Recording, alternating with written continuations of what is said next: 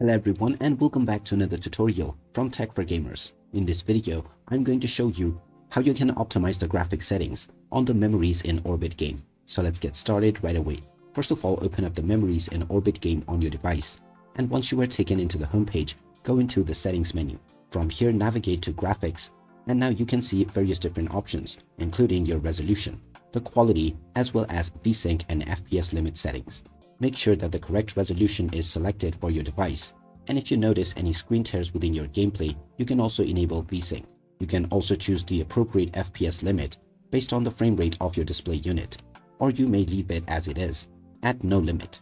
Now, with the quality option, first of all, try using the high preset and start your game and see if you notice any issues. If you do, then you can come back here and try reducing this by one step and going into medium. Then just repeat the process until you find a stable balance of quality and performance for your game.